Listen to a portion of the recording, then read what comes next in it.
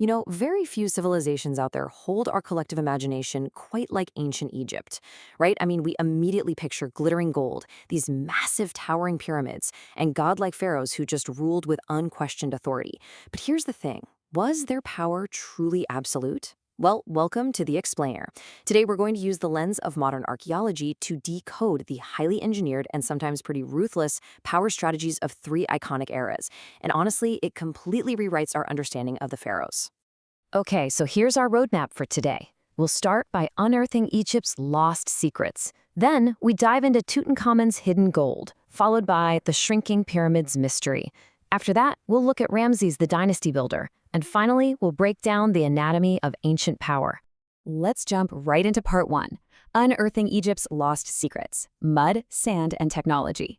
So to really understand these historical shifts in ancient power, we have to look at how archaeologists actually operate out there today. It is definitely not just, gently brushing sand off pristine statues. We're talking deep trenches and advanced 3D radar. I absolutely love this quote from archaeologist John Ward because it just perfectly captures that gritty reality. He was actually standing deep inside a flooded pit near the Nile when he said, "The one thing you've learned, which they never teach you in university, is how to do archaeology with your toes." Fieldwork literally means feeling around for ancient silt barefoot in these muddy, sometimes crocodile-infested slurries, or dodging unstable 10-ton stone beams inside collapsed pyramids. It's incredibly dangerous work, but honestly, it's the only way to uncover the secrets we're decoding today. Moving on to part two, Tutankhamun's hidden gold, logistics, and fear. Our very first case study takes us to arguably the most famous pharaoh of all time, King Tut. Now, we really need to move past this whole myth of the frail boy king. When Howard Carter first peered into Tutankhamun's tomb back in 1922, he saw just an unprecedented hoard of wealth. But we have to ask ourselves, how exactly did a young, physically fragile king amass 264 pounds of solid gold for his burial? I mean, it wasn't magic, right? It was actually a feat of brutal infrastructure. 264 pounds. That is the staggering combined weight of the solid gold found in his burial, which includes that iconic death mask and the nested coffins. But here is the real catch. Absolutely none of this gold was mined along the lush, hospitable Nile riverbanks where the ancient Egyptians actually lived. To get their hands on that gold, Tutankhamun's workers had to endure a completely brutal desert supply chain. They had to trek across the deadly, scorching eastern desert. Think about the logistics here.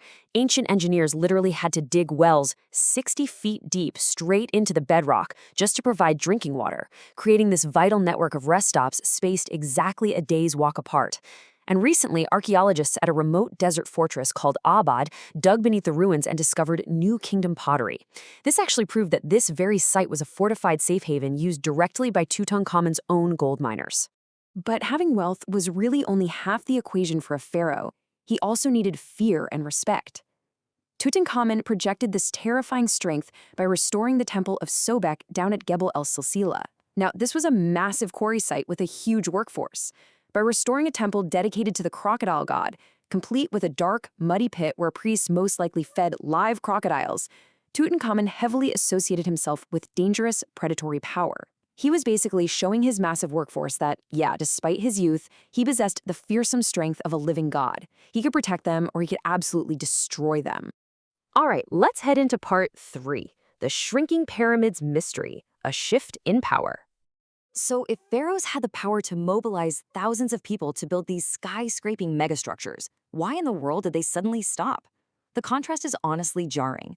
The Great Pyramid at Giza was literally the tallest man-made structure in the world for over 3,800 years. Yet, just 30 years after the last Giza pyramid was built, Pharaoh Sahare constructed his pyramid at only 150 feet tall.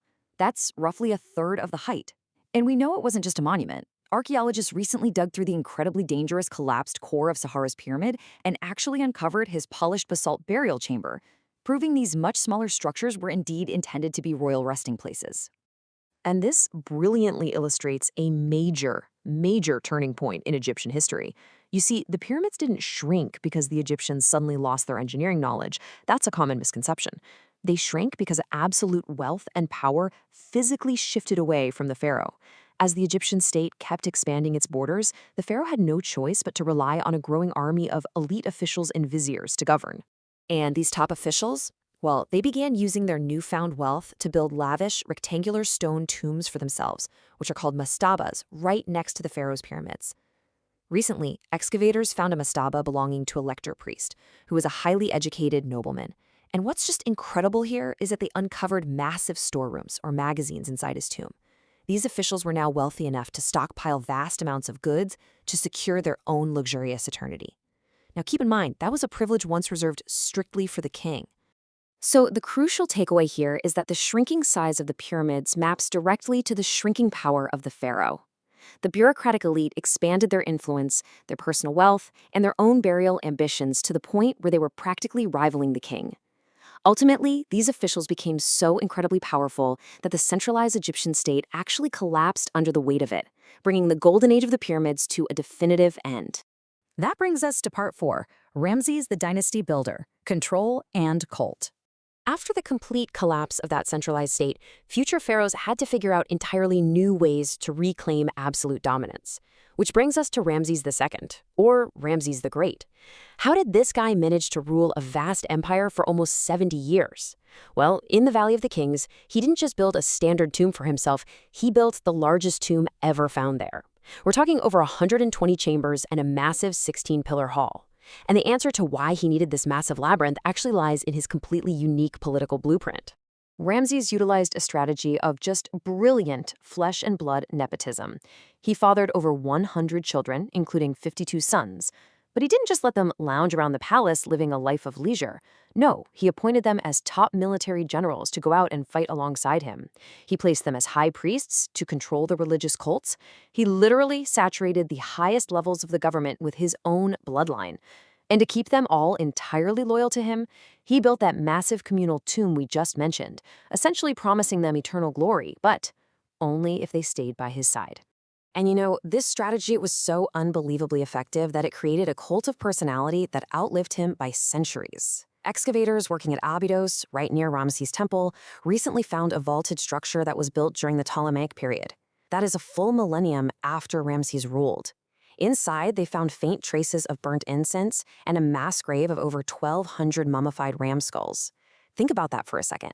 1,000 years later, people were still operating a dedicated cult, worshiping his enduring, godlike influence. It's just wild. Finally, let's wrap things up with part 5, the anatomy of ancient power. When we take a step back and really look at the bigger picture here, we unlock the true anatomy of ancient Egyptian power. We see very clearly that it was absolutely not a static, unchanging society where a king just sat on a throne and everyone blindly obeyed. Tutankhamun had to rely on brutal desert logistics and the terrifying psychological projection of crocodile gods just to assert his rule. Saharu and Djedkar represent an era where pharaohs actually lost their absolute grip, forced to just watch their viziers build these massive tombs while the royal pyramids shrank. And then Ramses the Great clawed all that power back through sheer biological dominance, placing his own sons across the military and the priesthood. It was a civilization that required constant, dynamic, and sometimes entirely ruthless political engineering just to survive. Which leaves us with a pretty thrilling final thought. Archaeology never stops rewriting history. Right now, modern ground-penetrating radar has detected a massive 32-foot void hidden just behind the walls of Tutankhamun's burial chamber. Some experts are even theorizing it could belong to Queen Nefertiti herself. With the sands constantly shifting and technology now able to pierce through solid rock, we really have to wonder whose ancient secret and what completely new strategy of power is going to be unearthed next.